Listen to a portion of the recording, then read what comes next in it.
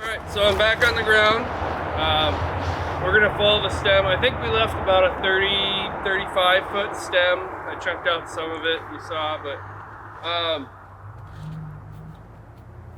it's got a little bit of a lean to it, and a curve, actually. It's leaning towards me pretty substantially, but that's not a particularly good option as to where to fall it. There's a whole bunch of kayaks over there. We'll cover that a different day.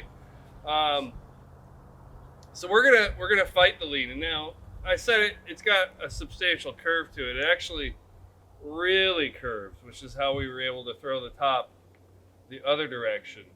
And we're gonna use that curve to our advantage and try.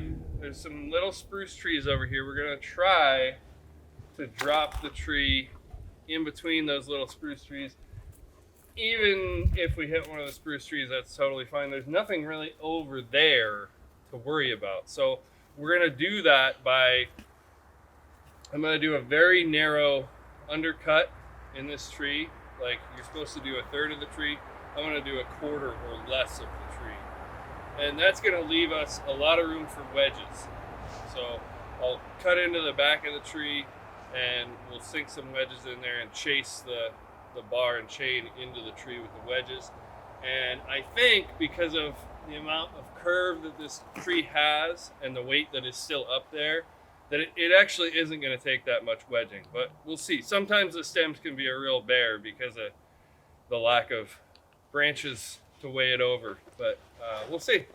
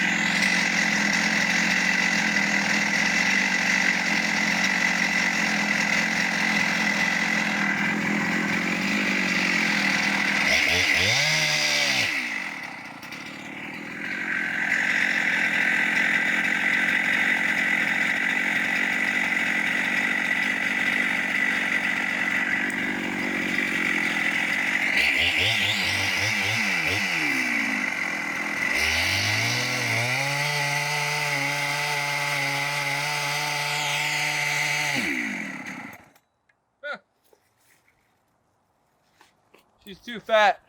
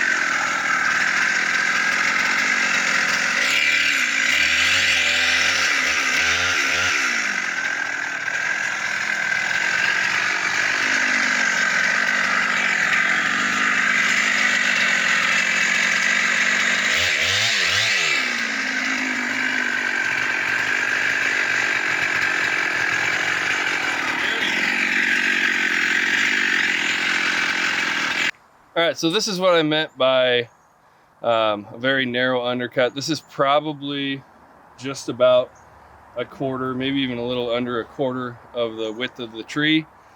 And I'm gonna open it up a little bit more. I'm gonna come in from the top here and just make this a wide mouth. That'll allow the tree room to travel as it starts to fall so that it doesn't break the hinge off early. But that's as far in as I'm gonna go on this tree. So yeah, let's see how it goes.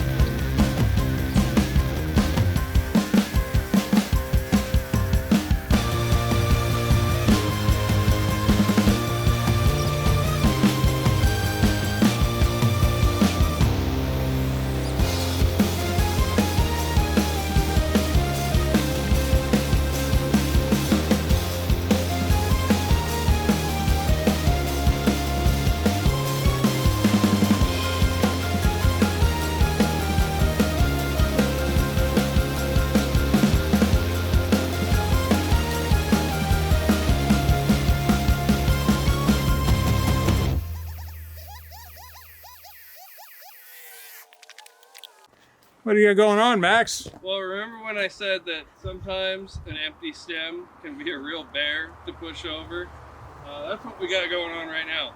If you can see, I know it's hard to tell, I'll try and throw a line up there or something, but this thing is already over center, and we've wedged it. We have 7 wedges in there right now, and it still doesn't want to go over. Part of that's limb weight. I've tickled the face cut a little bit, trying to get it to go over. I'm to the point where I basically have, I'm not going to go any further with the cutting because it's you know, I've got enough hinge, but no extra. So I'm going to leave that there.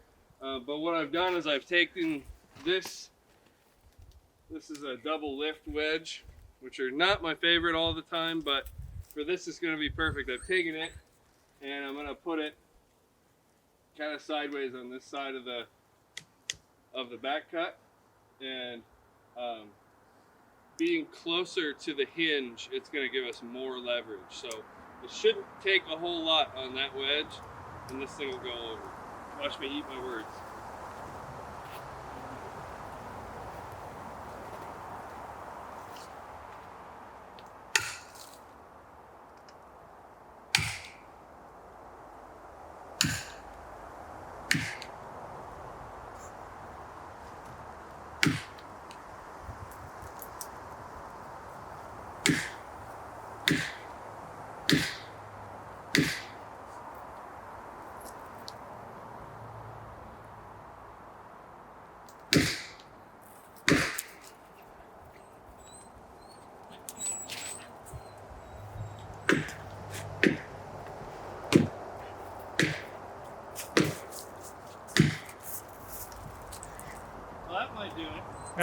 That's so close, so close. Couple hits on that. There it goes. Oh man.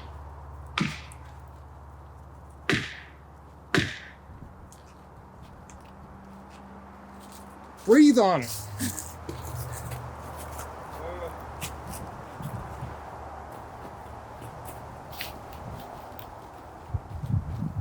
Wrong man, Denny.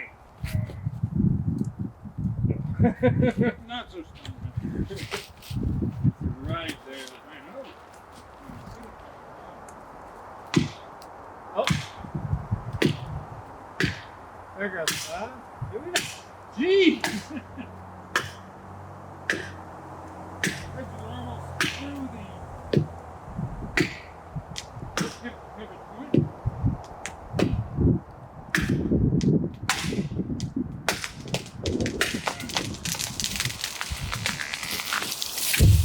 Look at that shot. Perfect. Man, that was a nice crash. Very nice. Bring a camera over here, Danny. All right, so that's perfect. We were trying to save these little spruce trees. We got these 3 or so on the right. We got these 2 little bitty bitty ones on the left. It went dead center, right in between them. Love it. Yeah, just took a lot of wedges. You can overcome a lot. It depends on the quality of your wood. Normally, in a green summertime cottonwood, we would have never attempted that on this tree. But being that it's still pretty frozen, and yeah, I know I'm wearing short sleeves. I'm Alaskan. Being that it's still pretty frozen, we were able to get away with that, and yeah, just took a little bit more work. All right, I think that's it for today, guys.